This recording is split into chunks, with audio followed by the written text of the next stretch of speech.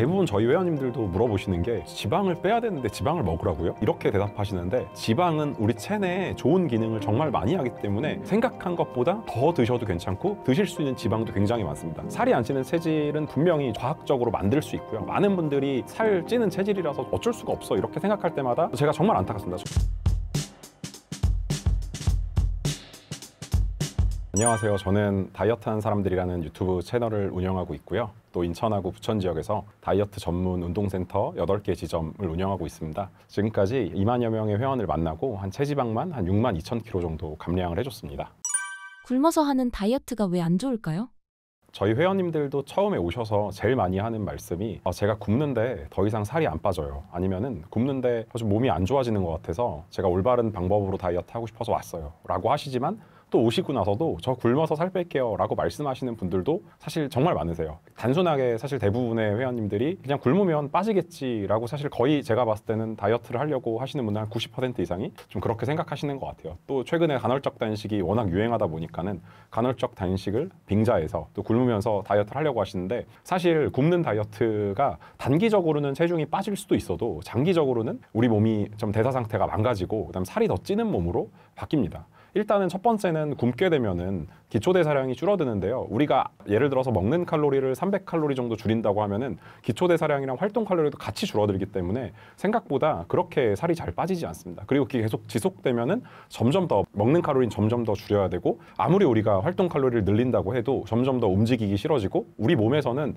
일을 안 하려고 합니다. 그렇기 때문에 우리가 움직이는 것조차도 굉장히 힘들어지게 되고, 그러면서 갑자기 우리가 식욕이 또 폭발해가지고 만약에 많이 먹게 되면은 훨씬 더 이전보다 찌는 그런 현상들도 사실 굉장히 많고요. 또 중요한 거는 굶게 되면은 호르몬이 굉장히 불균형해지는데, 우리 몸에 사실 배부름 호르몬인 렙틴이라는 호르몬이 있고 배고픈 호르몬인 그렐린이라는 호르몬이 있는데, 계속 굶게 되면은 렙틴이라는 호르몬, 그러니까 한마디로 배부를 때 나오는 호르몬인데, 이 렙틴이 완전히 지수가 떨어지게 되고 그렐린이 하루 종일 나오면서 정말 하루 종일 배고프게 됩니다. 또 스트레스 호르몬인 코르티솔이라는 호르몬이 있는데, 이 코르티솔 수치가 굉장히 올라가서 우리의 굶는 다이어트는 호르몬 불균형을 초래하고 식욕을 또 굉장히 올리게 됩니다. 식욕이 올라가면은 고탄수화물인 음식이 또 굉장히 당기게 되고요. 마지막으로 굶는 다이어트가 가장 안 좋은 이유가, 굶는 다이어트를 하게 되면 지속적으로 근육이 빠질 수밖에 없습니다. 사실은 다이어트 하는 분들 중에 대부분이 근육량이 많으시는 분들이 별로 없거든요. 근육량이 적고 지방만 많은 분들이 많은데, 다이어트 한다고 해서 근육이 빠져버리게 되면은 지속적으로 살이 안 빠지는 몸으로 가는 거기 때문에 근육이 빠지게 하는 다이어트는 하면 안 된다, 좀 이렇게 말씀을 드리고 싶습니다. 그래서 굶는 다이어트를 하게 되면은 내가 살이 빠지는 몸으로 바뀌는 게 아니라 살이 더 잘 찌는 몸, 그리고 식욕이 조절되지 않는 몸, 호르몬이 망가지는 몸으로 최악의 선택을 하는 거다, 좀 이렇게 여러분들이 생각하시는 게 좋고요. 그래서 굶는 다이어트보다는 오히려 좀 잘 먹고 그다음 우리 시스템을 좀 교정하고 대사 상태를 좋게 만들고 자연스럽게 살이 빠지게 만들어야 됩니다. 그래서 살이 안 빠지는 게 여러분의 의지 문제가 아니라 여러분의 몸의 시스템이 좀 잘못 작동하고 있는 거니까, 이거를 좀 바로 잡는 게 다이어트다, 이렇게 좀 생각을 하시고 시작을 하시면 좋을 것 같습니다. 살이 안 찌는 체질로 바꿀 수 있는 식습관이 정말 있나요? 살이 안 찌는 체질은 분명히 좀 과학적으로 만들 수 있고요. 많은 분들이 나는 좀 살이 잘 찌는 체질이야, 살 찌는 체질이라서 좀 어쩔 수가 없어 이렇게 생각할 때마다 제가 정말 안타깝습니다. 저희 회원분들도 사실 이런 말씀을 되게 많이 하는데, 아니에요, 저희 살 안 찌는 체질로 만들 수 있습니다 라고 해도 처음엔 안 믿으세요. 근데 정확하게 식단, 운동, 생활습관 이런 것들을 교정하면서 나중에 3개월, 6개월, 심지어 1년이 지났을 때 이제는 더 이상 살이 안 찌는 것 같아요. 살이 더 빠져서 걱정해, 이렇게까지도 말씀하시거든요. 근데 분명히 살을 안 찌게 하는, 살이 안 찌는 몸으로 만드는 이런 식습관은 분명히 존재하고요. 그래서 어떻게 먹고 어떻게 자고 어떻게 움직이냐에 따라서 얼마든지 바뀔 수 있고요. 살이 잘 찌는 체질도 또 올바른 식습관을 통해서 살이 안 찌는 체질로 충분히 바뀔 수 있습니다. 첫 번째로 좀 말씀드리고 싶은 거는, 인슐린 분비를 좀 안정적으로 하는 식사를 해야 됩니다. 우리가 인슐린이 분비가 굉장히 많아지면은 살찌는 체질이 된다, 이렇게 생각을 하시고 체내 인슐린 농도가 낮아지게 되면은 좀 살이 안 찌는 체질이 되고 지방이 타는 몸이 된다라고 생각을 하시면 되는데요. 한마디로 인슐린이 낮아졌을 때 지방 분해 효소가 좀 작동을 하게 되고, 또 인슐린이 높아졌을 때 또 지방을 합성하는 또 효소가 작동하기 때문에 체내 인슐린 레벨을 낮춰서 계속해서 지방을 분해하고 좀 살이 잘 빠지는 몸으로 우리가 세팅을 해야 됩니다. 그러려면은 첫 번째는 이 혈당이 올라가는 음식을 먹으면 안 됩니다. 그래서 설탕이나 밀가루나 액상과당이나 뭐 이런 것들 최대한 끊어주셔야 되고, 그다음 혈당을 천천히 올라가는 식이섬유라든지 뭐 채소 아니면 통곡물, 뭐 콩류 이런 것들을 최대한 섭취를 해주시면서 또 혈당을 잘 올리지 않는 건강한 단백질, 건강한 지방 위주로 식습관을 좀 가져가시면은 당연히 인슐린 분비를 안정적으로 만들어서 우리가 살 안 찌는 몸, 체질로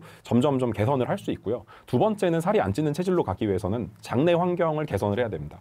우리 장내에는 정말 수십조 개의 유해균과 유익균이 같이 살고 있는데, 유익균이 많게 되면은 우리가 살이 안 찌는 체질이 될 수 있다. 근데 유해균이 많게 되면 살이 잘 찌는 체질이 됩니다. 그래서 유익균이 좋아하는 뭐 식이섬유라든지 아니면은 유산균, 프로바이오틱스가 많이 들어간 음식 이런 것들을 드시면은 또 장내 환경을 개선을 할 수가 있고, 반대로 유해균이 좋아하는 우리 장내 환경을 망쳐버리는 설탕이나 밀가루 이런 것들, 가공식품 이런 것들 드시면 안 되고, 또 인공 감미료나 식품 첨가물을 먹게 되면은 장내 미생물 교란을 일으키고 장내 환경을 망쳐버릴 수 있기 때문에 이런 것들을 피해 주셔야지 살이 안 찌는 몸으로 갈 수 있다. 두 번째는 이렇게 좀 생각을 하시면 될 것 같습니다. 세 번째로 살이 안 찌는 몸으로 가기 위해서는 미토콘드리아를 좀 건강하게 하고 활성화해야 되는데, 미토콘드리아는 세포 내에 한 100개에서 400개 정도 존재하는데요. 이 미토콘드리아가 에너지 공장입니다. 우리가 탄수화물 아니면 지방, 단백질을 갖다가 에너지원을 쓸 때 이 미토콘드리아에서 에너지원을 쓰게 되는데, 이게 에너지 효율이 떨어지게 되면 우리가 똑같이 먹어도 힘이 없고 똑같이 먹어도 움직이기 싫고, 근데 살이 잘 찌는 체질인 분들은 더 누워있고 싶고 움직이기 싫어지게 되고요. 자연스럽게. 살이 잘 빠지는 체질인 분들은 더 움직이고 싶고 누워있는 것 자체를 싫어하세요. 더 움직이려고 해서 이게 미토콘드리아가 건강하게 되고 미토콘드리아 활성화되면 우리가 더 움직이려고 하거든요. 그래서 미토콘드리아를 건강하게 만들고 활성화되게 하는 그런 식단을 해주셔야 됩니다. 그게 바로 좀 식이섬유, 좋은 식이섬유, 단백질, 지방, 그 다음에 비타민, 미네랄 이런 것들이 풍성한 식단을 드셔야지 우리 미토콘드리아가 좀 건강해지고 활성화될 수 있다. 이렇게 생각하시면 됩니다. 다이어트는 언제부터 변화를 느낄 수 있을까요? 이것도 정말 저희 회원분들이 많이 묻는 질문인데요. 정말 빨리 빼고 싶으세요. 근데 일주일 지나고 2주일 지나고 체중계 숫자가 안 변했어요 라는 분들도 있고, 또 1, 2주 만에 굉장히 많이 빠지시는 분들도 있습니다. 그거는 지난 세월 동안 내가 어떻게 살아왔냐에 따라서 달라집니다. 굉장히 굶는 다이어트를 많이 하신 분들은 사실은 체중이 빠지는 속도가 당연히 더딜 수밖에 없습니다. 그래서 이분들은 몸을 정상화하는 데 시간을 좀 쓰셔야 되고요. 나는 계속 많이 먹는 식단을 했었고 이제 다이어트가 처음이야. 이런 분들은 처음부터 급격하게 빠지기 시작합니다. 그렇기 때문에 급격하게 처음부터 빠져서 너무 좋아할 것도 없고요. 왜냐하면 나중에 좀 천천히 빠질 거기 때문에. 반대로 내가 지금 안 빠진다고 해서 걱정할 필요도 없습니다. 중요한 거는 내 몸이 정상화되고 있는 게 중요하고요. 처음에 한 3일에서 일주일 정도 동안은 모두가 다 붓기가 빠지게 됩니다. 그래서 얼굴도 좀 헬스하게 되고, 우리가 좋은 식품들 잘 챙겨 먹고 설탕이나 밀가루를 끊고 이렇게 되면은 일단은 좀 몸의 반응이 그렇게 온다, 이렇게 생각을 하시면 되고요. 이때 중요한 거는 완벽하게 설탕, 밀가루, 액상과당, 술, 배달음식, 가공식품을 끊어주고 충분히 배부르게 뭐 식이섬유라든지 단백질, 지방, 그다음에 이런 것들 잘 섭취하시면서 잘 자는 거, 이렇게 하게 되면은 분명히 3일이나 한 일주일 정도면은 충분히 체감하실 수 있고요. 한 2주 정도 되게 되면은 피부로 체감할 수 있는 게, 제가 말씀드린 식단을 하게 되면은 일단은 아침에 굉장히 개운하게 좀 일어나는 거를 경험할 수 있고, 식사를 하고 나서 한 2-3시간이 지나고 굉장히 식곤증이 온다거나 다시 배고픔이 밀려온다거나 이런 게 없어지는 거를 좀 경험을 할 수가 있습니다. 그리고 이게 굉장히 렙틴이랑 그렐린이란 호르몬, 그러니까 렙틴은 배부름 호르몬이고 그런 배고픈 호르몬인데, 막 배고픈 호르몬이 시도 때도 없이 날뛰어서 시도 때도 없이 우리가 배고프게 되는데, 이런 것들이 좀 안정적이게 되고 렙틴이 계속 잘 나오고 또 렙틴 수용체에서 잘 반응해서 우리가 충분히 배부르게 오랫동안 진행되는 것도 우리가 좀 2주 정도 지나면은 충분히 느낄 수 있게 되고요. 진짜 한 1개월에서 한 3개월 되면은 대부분의 회원님들이 옷 사이즈가 달라졌다, 옷태가 달라졌다. 그래서 대부분 기존에 입던 옷을 좀 한 사이즈 낮춘다거나 아니면 허리 인치를 좀 줄인다거나 뭐 허벅지, 등 전체적으로 좀 빠진 거를 우리가 좀 체감하려면은 한 달 정도 이렇게 경험하실 수 있고요. 실제로 우리가 건강검진을 해서 뭐 혈당 수치라든지 아니면은 뭐 콜레스테롤 수치라든지 이런 것들도 분명히 한 달에서 한 3달 정도만 해도 충분히 변화를 체감할 수 있기 때문에 너무 급하게 한 1, 2주 만에 막 몇 킬로씩 빠져야 되는데 난 하나도 안 빠진 것 같아 생각하지 마시고, 충분히 좋은 음식들 잘 드시고 안 좋은 것들 끊으시고 그다음에 잘 자고 하게 되면은 우리 몸이 좀 바뀔 수 있습니다. 다이어트에 중요한 단백질과 식이섬유는 어떻게 먹어야 하나요? 우리 실제로 정말 단백질하고 식이섬유를 잘 먹는 게 정말 중요한데요. 헷갈리시는 분들한테는 제가 한 끼에 그냥 식이섬유 한 10g 이상은 먹어라, 한 끼에 단백질 30g 이상 먹으라고 하는데요. 진짜 우리 몸이 체지방을 분해하고 그다음에 좀 식욕을 좀 억제하고 그다음에 장내 환경을 개선하고 그다음 근육량을 늘리거나 유지하는 데 있어서 진짜 단백질하고 식이섬유가 정말 중요하고 다이어트를 성공하게 하는 좀 핵심이다, 이렇게 생각을 하시면 좋은데요. 먼저 단백질을 먹게 되면은 우리가 배부른 호르몬인 뭐 GLP-1, 싹센다 위고비의 원료가 되죠. 이 GLP-1이나 뭐 PYY 같은 이런 배부름 호르몬이 잘 나오게 되고, 그다음에 그렐린 같은 이게 식욕을 돋구는 호르몬이 좀 억제가 되고요. 그리고 근육을 잘 유지해줘서 기초 대사량이 또 올라가게 되고, 살이 빠져도 이 살이 안 처지게 만듭니다. 왜냐하면은 우리가 단백질을 전혀 안 먹고 칼로리를 줄여서 다이어트하게 되면 살이 처지고 좀 살이 빠져도 좀 안 예뻐 보이거든요. 근데 단백질을 잘 드셔야지 그런 현상을 좀 방지할 수 있다. 그래서 먼저 첫 번째로 좀 말씀드리고 싶은 거는 동물성 단백질인데, 동물성 단백질의 장점은 단백질 함량이 높습니다. 대부분의 동물성 단백질은 100g당 단백질 함량이 한 20에서 한 25g 정도 들어있기 때문에 우리가 근육량을 늘리거나 우리 몸의 호르몬 대사에서 굉장히 좋다. 첫 번째는 고기 종류가 있죠. 소고기, 돼지고기, 닭고기, 양고기, 오리고기. 지방이 있어서 걱정되는 분들은 약간 붉은색 육류, 지방이 많은 부분들은 피해 주시면 되는데, 이게 아직도 뭐 괜찮다, 아니면 뭐 콜레스테롤에 문제가 있다, 약간 논란의 여지가 있기 때문에 저는 드셔도 실제 다이어트에는 관계가 없지만은 심혈관계가 좀 걱정되시는 분들은 붉은색 육류에 좀 많은 지방이 포함된 거는 조금 피하시면 좋을 것 같고요. 두 번째는 우리 해산물이 있죠. 뭐 오징어, 새우, 뭐 갑각류 굉장히 많은데, 이런 것들도 사실은 단백질이 굉장히 많기 때문에 많이 드셔도 괜찮고요. 그다음 계란도 있고요. 그다음에 생선도 있습니다. 특히 계란 같은 경우는 좋은 지방이 노른자에 굉장히 많이 들어있기 때문에 사실 콜레스테롤 걱정하지 마시고 계란 노른자는 충분히 드셔도 문제가 없다는 논문이 훨씬 많으니까 드셔도 되고요. 마지막으로 생선 같은 경우는 뭐 고등어나 연어나 삼치나 꽁치 이런 등푸른 생선에는 오메가3가 굉장히 많이 들어있습니다. 그래서 우리가 좋은 지방까지 한 번에 먹을 수 있기 때문에 오메가3는 직접적으로 염증을 줄여주고 다이어트에 도움이 된다는 논문 결과가 굉장히 많습니다. 그렇기 때문에 이런 생선도 주기적으로 한 2, 3회 정도는 꼭 섭취하시는 게 좋고요. 두 번째로 우리 식물성 단백질이 있는데, 식물성 단백질에는 콩이나 뭐 두부나 뭐 견과류나 여러 가지 뭐 통곡물에도 많이 들어있고요. 들어있는데 식물성 단백질의 가장 큰 장점은 식이섬유가 많다는 겁니다. 근데 100g 정도 먹었을 때 실제로 우리 단백질 함량이 한 10g 정도밖에 되지 않아요. 그렇기 때문에 우리 식이섬유를 섭취하기 위해서는 식물성 단백질도 반드시 같이 섭취해 줘야 되지만, 완전히 단백질, 내가 체내에서 꼭 필요한 단백질, 내 근육량을 유지하거나 늘리는데 모든 단백질을 식물성으로 먹겠다, 사실은 웬만한 여성분들은 쉽지가 않습니다. 남성분들도 식성이 좋은 분들도 식물성을 다 채우기 어려워요. 그렇기 때문에 동물성이랑 식물성이랑 같이 잘 드시는 게 좋고요. 근데 소화가 좀 안 되시는 분들 같은 경우는 식이섬유나 식물성 단백질이 장에서 소화가 안 되실 수 있어요. 그러니까 이분들 같은 경우는 오히려 두부처럼, 두부 같은 경우는 소화가 잘 되거든요. 그리고 제가 이제 식이섬유의 중요성을 좀 말씀드리고 싶은데, 실제로 식이섬유를 먹게 되면은 인슐린 분비를 낮춥니다. 그래서 제가 계속 강조드리고 싶은 게, 오늘 우리의 체내에서 인슐린 농도 레벨을 좀 낮춰라라고 말씀드리고 싶은데, 직접적으로 낮춰줄 수 있는 게 바로 이 식이섬유입니다. 그렇기 때문에 체지방 분해 호르몬을 좀 활성화시킬 수 있고요. 그렇게 되면은. 그래서 또 식이섬유 자체가 장내 유익균의 먹이가 되고, 이 장내에서 유익균들이 식이섬유를 먹고 단쇄지방산이라는 걸 만들어냅니다. 그리고 이 단쇄지방산이 만성염증을 억제하고 실제로 우리 살을 빠지게 만들기 때문에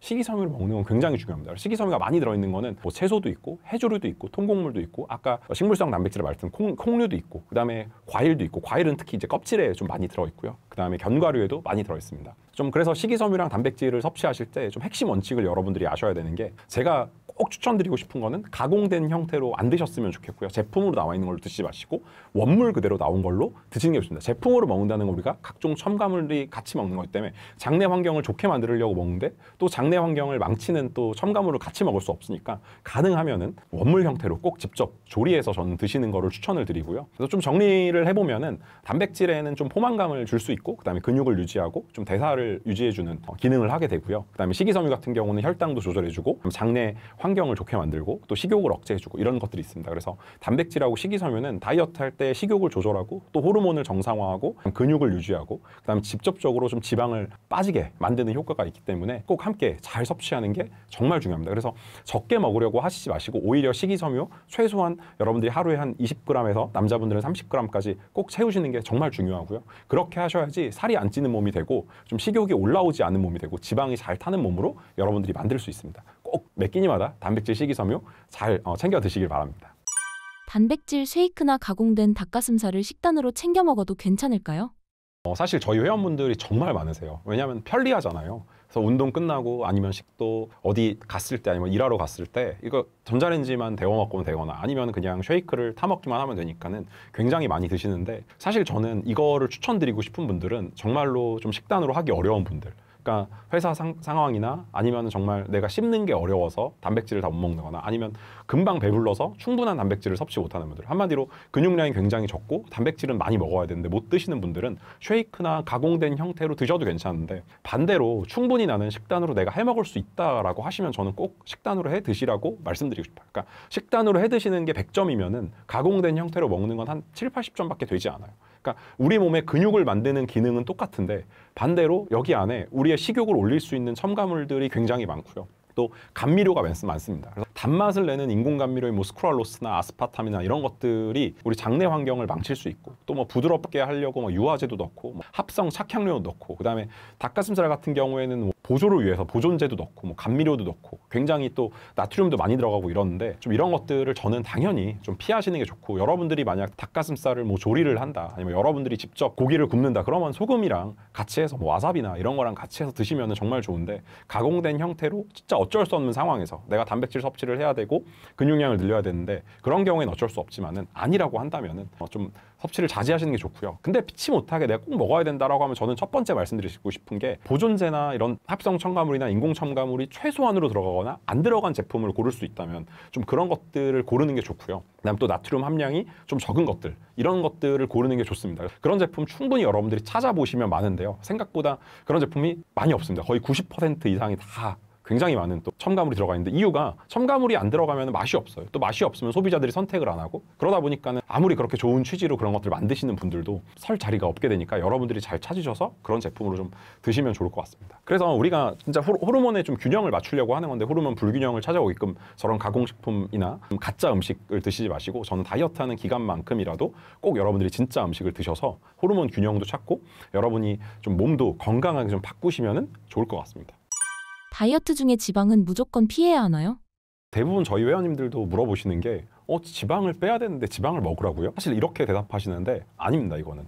왜냐하면 지방은 우리 체내에 좋은 기능을 정말 많이 하기 때문에 생각한 것보다 더 드셔도 괜찮고 드실 수 있는 지방도 굉장히 많습니다. 단 나쁜 지방들이 있어요. 그 나쁜 지방들은 피해 주시고 좋은 지방을 드셔야 되는데, 일단 지방이 우리 몸에서 어떤 역할을 하는지 여러분들이 아셔야 되는데, 첫 번째는 지방은 우리 식욕 억제에 굉장히 큰 도움을 줍니다. 한마디로 위에서 우리 장으로 내려가는 속도가 굉장히 느리고요. 포만감을 오래 줘요. 그러니까 되게 소량 먹는 것 같아도 굉장히 포만감이 들게 되고요. 그 다음에 또 지방 중에서도 뭐 중쇄지방이라든지 오메가3라든지 뭐 이런 것들은 실제 지방 대사나 미토콘드리아 기능을 좋게 만들기 때문에 우리 지방이 타는 몸을 만드는데 직접적으로 도움을 주게 되고요. 지방이 우리의 장까지 가게 되면은 어떤 거에 반응하냐면, 우리 장에서 GLP-1이라는 호르몬이 나옵니다. 싹센다 위고비가 바로 이 GLP-1을 맞는 건데, 이 지방이 GLP-1을 가장 잘 분비를 시킵니다. 근데 GLP-1뿐만 아니고 포만감 호르몬인 렙틴이나 아니면 CCK, PYY 이런 것들이 있는데, 이런 것들도 굉장히 잘 분비를 시켜서 우리가 좀 오랫동안 포만하다고 배부르다고 느끼게끔 해주고요. 반대로 그렐린이라는 호르몬, 배고플 때 나오는 신호인데 이것들을 기능을 굉장히 억제시킵니다. 그리고 또 우리가 굉장히 중요한 게 뭐 성호르몬이라든지 스트레스 호르몬 이런 게 중요한데, 이 지방이 다 호르몬의 원료가 되기 때문에 지방을 안 먹게 되면은 호르몬 불균형이 옵니다. 그래서 이제는 저지방 다이어트는 안 하시는 게 좋고 오히려 좋은 지방으로 잘 찾아 드시는 게 좋습니다. 그리고 중요한 게 또 탄수화물을 드실 때 탄수화물만 드시는 것보다 지방을 같이 먹으면 혈당이 덜 오른다는 실험 연구 결과가 엄청 많기 때문에, 저는 꼭 지방을 탄수화물만 먹어야 될 일이 있다면 탄수화물 먹기 전에 지방을 먹거나 탄수화물이랑 같이 먹어라 이렇게 말씀을 드리고 싶고, 또 어떤 분들은 그래서 지방을 따로 뭐 올리브오일이나 이런 것들을 이렇게 좀 작은 유리병이나 이런 거 또 파우치로 들고 다니면서 드시는 분들도 있더라고요. 그게 실제로 혈당 예방 효과가 있고 또 식욕도 낮춰주기 때문에 그런 기능이 있다는 거거든요. 그렇게 드시는 게 사실 나쁘지 않습니다. 그리고 우리 뇌 같은 경우도 지방을 먹지 않으면 뇌 기능이 유지가 안 됩니다. 그래서 지방을 전혀 안 먹게 되면은 약간 우리가 좀 어지럽거나 아니면 집중이 안 되거나 이럴 수 있기 때문에 지방을 적절하게 좋은 지방들로 계속 섭취하는 게 중요하고요. 그러면 좀 어떤 지방을 먹어야 되냐 제가 말씀을 드리고 싶은데요. 먼저 좋은 지방은 우리가 흔히 알고 있는 오메가3, 오메가9인데, 이 오메가9 먼저 말씀드리면 이게 단일 불포화 지방입니다. 그래서 올리브 오일이나 아보카도 오일이 있고, 이것들은 몸에 좋다고 잘 알려져 있기 때문에 엑스트라 버진으로 돼 있는 뭐 아보카도 오일이나 올리브 오일 찾아서 드시면 좋을 것 같고요. 그다음에 오메가3가 많이 들어가 있는 지방, 기름은 등푸른 생선이나 연어나 이런 곳에 많이 들어있고, 또 냉합착, 저온 합착 들기름에 많이 들어있기 때문에 이런 기름으로 드시는 게 좋고요. 특히 이제 견과류 중에서 마카다미아나 아몬드 같은 경우는 단일 불포화 지방이 많기 때문에 이런 견과류도 제가 좀 추천을 드리고, 또 아마씨에도 굉장히 오메가3가 많이 들어있습니다. 그리고 치아씨드, 햄프씨드 이런 곳에도 좋은 지방이 많이 들어있고요. 마지막으로 좀 포화지방 같은 경우는 코코넛 오일이라든지 아니면은 자연 버터를 드시는 게 좋은데, 그중에서도 중에서도 특별히 좀 목초 사육된 버터 이런 것들은 좋은 지방이라고 우리가 볼 수 있는데 피해야 되는 지방이 있습니다. 제일 피해야 되는 지방은 트랜스 지방인데요. 이 트랜스 지방 같은 경우는 원래 액체 상태로 있는 지방을 고체 상태로 만든 쇼트닝이나 마가린이나 그 인공 경화유라고 만약 식품 라벨에 써 있으면 이런 것들은 꼭 피하시는 게 좋고요. 그리고 여러분들의 주방에 있을 수도 있는데요. 고온에서 좀 정제된 그런 좀 화학적 공정을 거쳐서 나온 식물성 기름들, 이게 오메가6가 굉장히 많아서 우리 몸에 염증을 일으킬 수 있는 지방들인데 뭐 포도씨유나 아니면 뭐 콩기름, 옥수수유, 뭐 해바라기 씨유, 까놀라유 이런 것들도 저는 이제 안 좋은 지방이기 때문에 이런 것들도 피하시는 게 좋습니다. 내장 지방이 위험한 이유가 무엇인가요? 진짜로 저희 회원분들도 정상 체중이니까 안 오시다가 병원에서 진단받고 오신 분들이 굉장히 많거든요. 근데 정상 체중인데 병원에서 뭐 고콜레스테롤이라든지 혈당이라든지 혈압이라든지 아니면 간이라든지 이런 데가 안 좋아서 병원에서 운동 식단 하세요 하고 오시는 분들이 굉장히 많으세요. 이분들 다 공통점이 내장 지방 유형이거든요. 팔 다리는 굉장히 가느신데 배만 볼록 나오신 남성분들도 있고 여성분들도 있고 특히 이제 나이가 좀 있으신 분들이 많고요. 그래서 이분들이 여성분들 같은 경우는 특히 겉으로 보기에는 정말 말라 보였는데 이렇게 또 수치가 각종 몸에 수치가 안 좋아서 찾아오시는 분들이 많습니다. 그만큼 여러분들이 꼭 아셔야 되는 게 나는 정상 체중인데 하고 이렇게 괜찮다고 생각하실 게 아니고 내장 지방 자체가 이게 굉장히 위험하기 때문에 여러분들이 미리 좀 예방을 하시거나 아니면 내장 지방이 생겼다 그러면은 빠르게 좀 제거를 하셔야 됩니다. 먼저 내장 지방이 왜 안 좋은지 아셔야 되는데요. 첫 번째는 내장 지방은 만성 염증을 일으킵니다. 그래서 그냥 단순히 그냥 뭐 지방이 쌓여 있는 게 아니고 염증 유발 물질 뭐 사이토카인이라고 하는데 이런 것들을 분비합니다. 그래서 거의 뭐 호르몬 기관이라고 생각하셔도 되고 이게 뭐 혈관, 장기, 그다음 뭐 뇌까지 영향을 줘서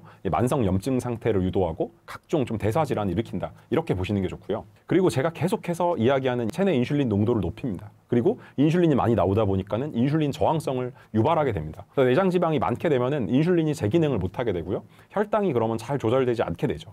그리고 체지방 분해 요소. 우리는 지방 분해 모드가 우리 몸에서 작동해야 되는데 지방 저장 모드가 작동하게 되는 겁니다. 체지방 분해 효소가 좀 억제되기 때문에. 그래서 지방이 더 잘 쌓이는 이런 악순환이 좀 발생하게 되고요. 식욕 호르몬의 교란이 생깁니다. 내장 지방이 쌓이게 되면은 렙틴이라는 이런 호르몬, 배부름 호르몬인데요. 이 렙틴이라는 호르몬이 작동하는 것을 방해하게 되고 반대로 그렐린이라는 식욕을 돋구는 이 호르몬이 계속 하루 종일 우리를 좀 괴롭히게 됩니다. 여기 영향을 좀 많이 받게 되고요. 그래서 먹어도 포만감이 좀 안 오고요. 그 다음에 먹어도 포만감이 잘 안 오고 배고픔이 굉장히 좀 자주 오고 오래 가고 이렇게 된다라고 보시면 됩니다. 마지막으로 말씀드리겠습니다. 이 내장 지방이라는 게 진짜 위험한 게 장기 사이에 붙어서 이게 직접적으로 좀 간이나 뭐 췌장이나 심장 주변이나 이런데 지방이 쌓이는 게 진짜 위험한 게 각종 장기 기능을 직접적으로 떨어뜨립니다. 그래서 뭐 우리가 흔히 알고 있는 비알코올성 지방간이라든지 뭐 췌장염이라든지 고지혈증, 심혈관계 질환 이렇게 이미 되셔서 내장 지방형으로 오시는 회원분들이 많거든요. 그래서 이 전에 내장 지방이 되고 난 진행되고 있다라고 하시면 빨리 여러분 지금부터 다이어트를 하셔서 내장 지방을 줄이시는 게 좋습니다.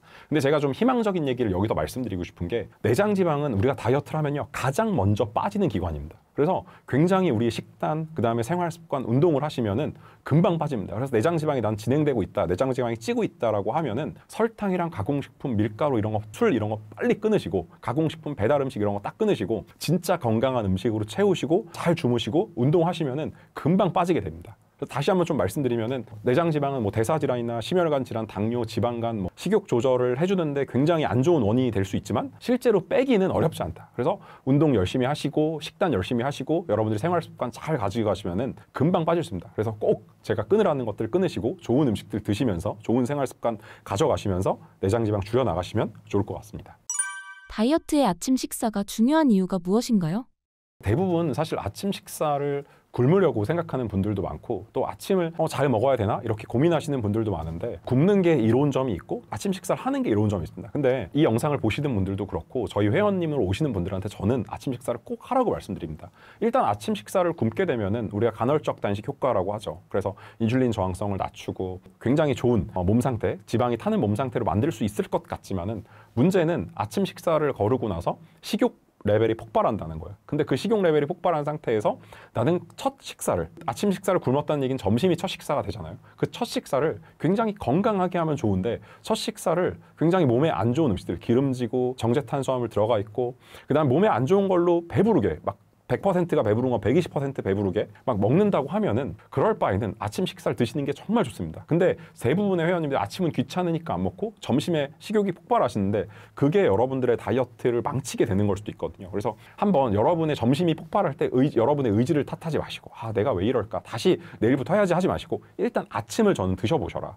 그래서 아침을 꼭 드셔야 되는 분들은 점심이 폭발하시거나 아니면은 내가 좀 다이어트를 시작하고 나서 나름 간헐적 단식을 한다고 했는데 뭐 머리가 빠지는 것 같아, 근육량이 줄어드는 것 같아, 손발톱이 깨지는 것 같아, 아니면 조금 나는 몸에 기운이 빠지는 것 같아 라고 하시면 아침을 저는 좀 건강하게 챙겨라 라고 말씀드리고 싶고요. 아침 식사는 하루 다이어트의 성패를 좀 결정한다 이렇게 생각하셔도 좋은데요. 왜냐하면은 아침에는 인슐린 감수성이 최고조인 상태입니다. 한마디로 만약에 아침에 당이 오르는 식품을 먹게 되면 혈당이 빠르게 확 올라간다는 거고요. 반대로 아침에 장내 환경에 좋고 혈당이 천천히 오르고 정말 우리 몸이 흡수를 잘하기 때문에 좋은 것들을 먹으면 그 좋은 것들을 잘 흡수한다. 이렇게 생각을 하시면 됩니다. 그래서 아침은 인슐린 민감도가 높고 스트레스 수치가 굉장히 높은 상태이기 때문에 좋은 아침 식사를 하셔야 됩니다. 그러면은 그 좋은 아침 식사가 어떤 거냐? 그래서 지방 연소 모드를 켜야 되는데 뭐 호르몬 대사, 그다음 식욕, 장내 미생물 이런 것들을 아침 식사로 어떻게 세팅을 하고 하루를 시작하냐 이게 중요하기 때문에 좋은 식이섬유, 좋은 단백질, 좋은 지방을 포함한 좀 균형 잡힌 아침 식사를 적당히 배부르게 좀 식사를 하시고 전 아침을 좀 시작하라 이렇게 말씀드리고 싶습니다. 그래서 다이어트 성공하려면 아침 굶지 마시고 제대로 된 아침 드셔라 이렇게 좀 여러분들이 하시면은 다이어트 분명히 저는 성공할 거라고 생각합니다. 내장 지방을 뺄 수 있는 아침 식사 음식은 무엇인가요? 일단 우리가 아침 식사를 한다는 거는 오늘 하루를 내가 지방 저장 모드로 시작할 거냐 아니면 지방 연소 모드로 시작할 거냐 이거기 때문에 아침 식사를 어떻게 하냐가 굉장히 중요한데요. 몸에 이제 인슐린의 농도를 체내 농도를 낮게 유지하는 아침 식사를 하는 게 굉장히 중요하고요. 그 다음에 장내 미생물 그래서 장내 환경을 건강하게 시작하고 아침 식사를 하는 게 중요합니다. 그래서 우리 장내 환경에 좋고 인슐린 저항성을 낮추고 인슐린 레벨을 낮추는데 좋은 아침 식사로 좀 구성하는 방법을 제가 말씀드릴 건데요. 첫 번째는 좋은 식이섬유, 그다음 좋은 단백질, 좋은 지방을 먹어야 됩니다. 그래서 제가 좀 추천드리고 싶은 거는 일단은 좋은 식이섬유, 그래서 채소가 있고 그다음 통곡물이 있고 콩류가 있고 뭐 이런 것들이 있는데 그래서 나는 아침 식사를 좀 간단하게 좀 먹고 싶다. 그래서 대부분 좀 그릭 요거트를 많이 드시거든요. 사실 그릭 요거트가 굉장히 좋은 게 100g에 단백질이 한 10g 정도 들어있고 그 다음에 그릭 요거트는 직접적으로 우리 몸에다 좋은 유산균, 우리 장에 좋은 직접 유산균을 넣어주는 건데 무가당 그릭 요거트는 나쁜 첨가물이나 나쁜 물질이 전혀 없기 때문에 무가당 그릭 요거트에다가 견과류를 한 줌 넣는다든지 뭐 오트밀, 귀리죠 이런 것들을 뭐 조금 넣고 그다음 뭐 블루베리나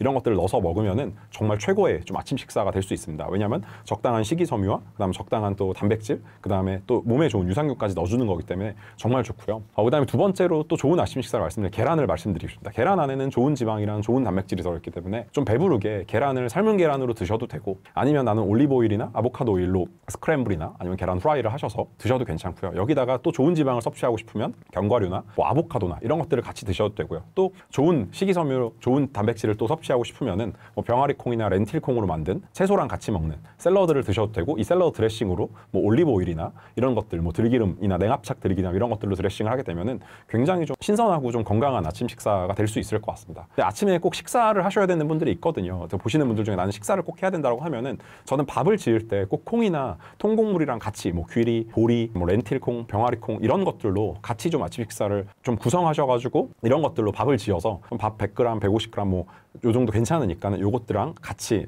이렇게 밥이랑 같이 뭐 두부라든지 아니면 나물이라든지 또 뭐 김치가 또 유산균이 많기 때문에 좀 괜찮거든요. 저염으로 드시게 되면 그래서 김치나 묵은지라든지 이런 것들 같이 또 식사하시게 되면은 괜찮은 아침으로 드실 수 있습니다. 그래서 이렇게 저는 좀 좋은 식이섬유, 좋은 단백질 이런 것들이 좀 풍성한 좋은 지방까지 들어있는 그런 아침 식사를 시작하시는 게 우리 몸의 하루를 좀 지방 연소 모드로 시작하고 지방 저장 모드를 꺼놓고 좀 시작하는 아침이다라고 생각하면 좋을 것 같습니다. 특히 아침에 우리가 단백질을 잘 섭취하면은 아침에 저는 꼭 피하라고 말씀드리고 싶은 거는 고혈당 음식입니다. 혈당을 빠르게 올리는 정제 탄수화물이죠. 뭐 아침에 뭐 시리얼을 먹는다든지 아니면 과일 주스를 먹는다든지 건강해 보이지만은 사실 다 혈당이 많이 오르는 우리 하루를 지방 저장 모드로 시작하는 아침입니다. 그렇기 때문에 이런 것들 뭐 특히 아침에 떡을 드시는 분들도 많고 빵을 드시는 분들도 많은데 이게 굉장히 고혈당 음식이기 때문에 저는 좀 떡이나 좀 빵 같은 경우도 아침에 저는 드시지 말라고 좀 말씀을 드리고 싶고 그래서 인슐린을 자극하는 하고 뭐 장내 미생물을 교란시킨다 이런 것들 아침에 안 드시는 게 좋고요. 또 아침부터 단백질 가공식품이나 또 뭐 제로 음식 이런 것들 드시면서 시작하는 분들도 있는데 역시 마찬가지로 우리 장내 또 환경을 교란시키고 시작하는 거기 때문에 저는 좀 그렇게 안 드시면 좋을 것 같고요. 중간에 또 아침 식사 하시고 나서 아무리 내가 좀 건강하게 시작하고 싶어, 나 지방 연소모드를 시작하고 싶어 하는데 처음 다이어트를 시작하게 되면 이렇게 아침 하고 나서 금방 좀 배가 꺼지는 느낌? 그다음에 또 호르몬이 빠르게 몸이 이렇게 전환되는 게 아니기 때문에 배고플 수 있는데요. 배고플 때 저는 꼭 물을 한 잔씩 드시라고 말씀드리고 싶고 하루 종일 물을 많이 마시는 건 정말 중요하거든요. 그래서 배고프면 일단은 저는 물을 마시라고 하고 싶고요. 간식으로 꼭 챙겨 다니셔야 되는데 간식으로 뭐 오이라든지 당근 스틱 같은 거, 뭐 파프리카 스틱도 만들 수 있고 방울토마토도 좋고요. 그다음 삶은 계란도 괜찮고요. 그다음에 뭐 견과류라든지 아니면 볶음콩 이런 것도 괜찮으니까 이런 거 챙기셔서 좋은 건강한 좀 간식을 챙기시는 게 좋지. 아침에 이렇게 먹고 나서 배고파졌다고 점심 전에 안 좋은 거 먹으면 또 아침 그렇게 시작한 거 의미가 없으니까 좋은 간식으로 또 점심 전에 만약 배고프다 그러면 그렇게 드시면 좋을 것 같습니다. 간헐적 단식은 다이어트에 정말 도움이 되나요?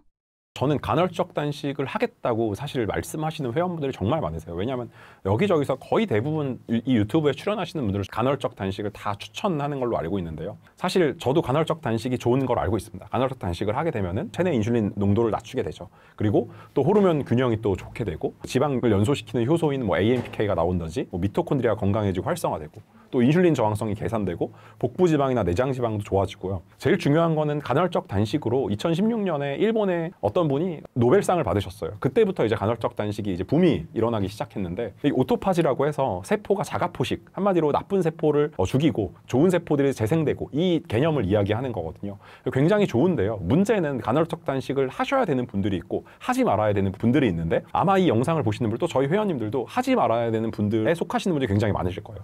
그러니까 간헐적 단식을 하실 거면은 먹는 시간, 어떤 분들은 뭐 16대 8을 하시고 어떤 분들은 18대 6을 하시고 어떤 분들은 뭐 23대 1까지 하시는 분들도 있고 심지어 한 2, 3일은 굶으시고 또 한 4, 5일만 드시는 분들도 있는데 먹는 시간이 굉장히 중요합니다. 이 먹는 시간 동안 좋은 것들을 드셔야 됩니다. 근데 간헐적 단식을 한다고 먹는 시간 동안 마음껏 정제탄수화물, 나쁜 기름 섞여 있는 그런 음식들을 마음껏 잔뜩 드시는 분들을 제가 엄청 많이 봤습니다. 왜? 간헐적 단식을 했으니까 좋은 걸 하나 하니까 이 8시간, 6시간 동안 나쁜 거 먹어도 괜찮아라고 생각하세요.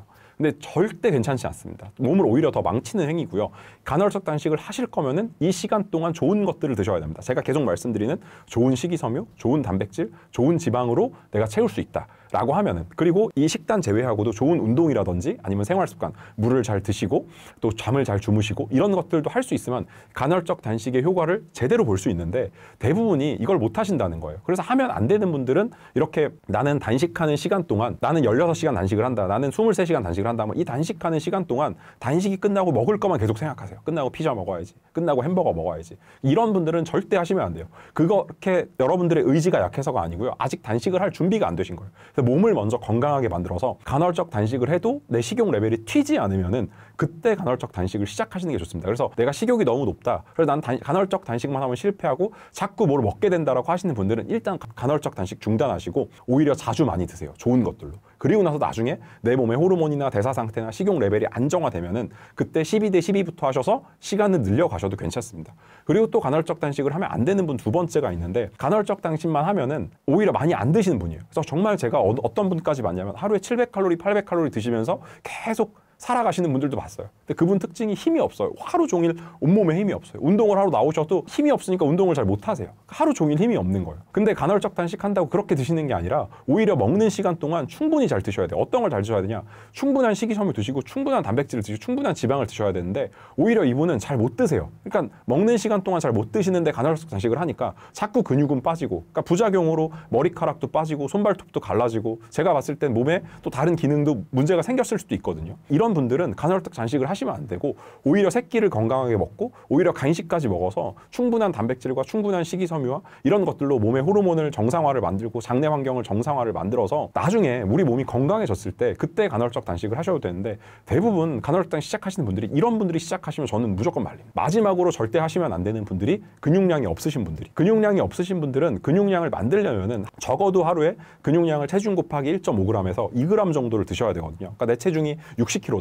그러면 적어도 90g에서 120g의 단백질을 먹어야 되는데 90g에서 120g 먹으려면은 닭가슴살로 했을 때 25g 들어있고 뭐 소고기 이런 거 돼지고기 먹으면 20g 정도 들어있다고 하면은 600g, 500g 정도 드셔야 되는데 이거를 먹는 시간 내에 다 들으실 수가 없어요. 그러면 근육이 늘어날 수가 없겠죠.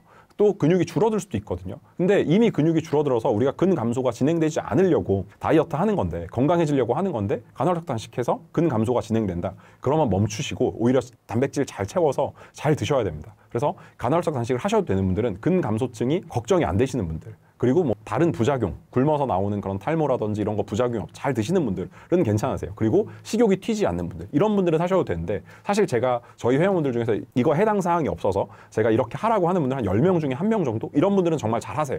괜찮아요. 이런 분들은 저희가 권장하고 하는데 10분 중에 9분 정도는 저는 하지 말아라. 식욕이 튀거나 부작용이 생기기 때문에 오히려 잘 드셔라. 이렇게 말씀을 드립니다. 탄수화물을 아예 섭취하지 않는 식단은 도움이 될까요? 사실 이제 탄수화물을 전혀 섭취하지 않는 식단을 우리가 저탄고지, 뭐 키토제닉 이렇게 부르는데요. 사실 이거를 하시는 분들도 많고요. 지방을 마음껏 먹고 또 단백질도 또 마음껏 먹을 수 있다고 하니까, 특히 고기를 좋아하시는 분들, 또 단백질 음식을 좋아하시는 분들이 쉽게 좀 접근을 하세요. 근데 저탄고지의 장점은 뭐냐면은 인슐린 농도를 낮출 수 있는 거거든요. 그래서 하루에 탄수화물 섭취를 뭐 20g에서 50g 정도로 제한해가지고 케토시스 상태를 만들어서 지방 연소 모드를 작동한다. 여기까지는 굉장히 좋아요. 인슐린 저항성을 낮추고 인슐린 분비를 최소화하고, 인슐린 분비를 최소화하고, 뭐 체지방 분해 모드 이렇게 이걸 가동하고, 그래서 또 호르몬이 굉장히 민감하게 또 호르몬 대사를 정상화시키는 건 좋은데, 또 식욕 조절 효과까지 잘 먹으니까, 지방이랑 단백질을 잘 먹으니까 식욕도 잘 조절이 되죠. 근데 이제 문제가 뭐냐면요, 우리가 장내 환경을 개선할 수가 없어요. 장내 환경을 개선할 수 없다는 게, 장내 미생물, 특히 유산균, 유익균들은 식이섬유를 먹고 그 식이섬유로 단쇄지방산이라는 걸 만들어내는데, 키토제닉을 하시는 분들은 식이섬유를 잘 섭취하실 수가 없어요. 물론 키토제닉 하시는 분들도 채소를 충분히 먹는 분들은 많은데 채소만 되게 소량 드시고 잘 안 드세요. 그러다 보니까는 실제로 식이섬유를 많이 먹으려면 채소 가지고는 안 되거든요. 왜냐하면 양배추 100g, 브로콜리 100g 먹어봤자 식이섬유가 2, 3g밖에 안 들어있어요. 실제 식이섬유가 많이 들어가 있는 거는 통곡물, 그 중에서도 뭐 귀리라든지 보리라든지 카뮤트, 뭐 파로 뭐 이런 데 많이 들어있는데, 절대 이런 거 안 드신단 말이에요. 그러다 보니까는 우리 장이 건강해지냐? 그렇지 않습니다. 물론 우리 장이 그런 식이섬유를 소화하지 못하는 장이신 분들이 있어요. 그런 것, 이 장을 개선하려고, 이 내 장을 좋게 만들려고 오히려 키토제닉을 하시는, 뭐 의사분들이랑 진단하셔서 하시는 분들, 그런 분들은 전 하셔야 된다고 보지만은, 내가 장이 충분히 그런 식이섬유를 잘 소화할 수 있고 그 식이섬유를 내 장에서 먹어서 단쇄지방산을 만들어낸다, 이분들은 정말 식이섬유로 제대로 된 다이어트를 효과를 볼 수 있는데 이 효과를 못 본다는 거죠. 그래서 저는 키토제닉을 하셔야 되는 분들은 진짜로 내가 장에서 그런 식이섬유를 소화하지 못한다, 이런 분들은 저는 하셔도 괜찮겠지만은, 정상적인 분들이라면은 저는 안 하시기를 권장하고요. 또 하신다고 해도 사실은 거의 뭐 사회생활이 불가능할 정도로 사실 식단을 단기적으로 좀 지속하기 어렵고, 그 다음에 부작용이 있는 분들이 많으세요. 뭐 케토플루 상태라고 해가지고 뭐 두통이 오기도 하고,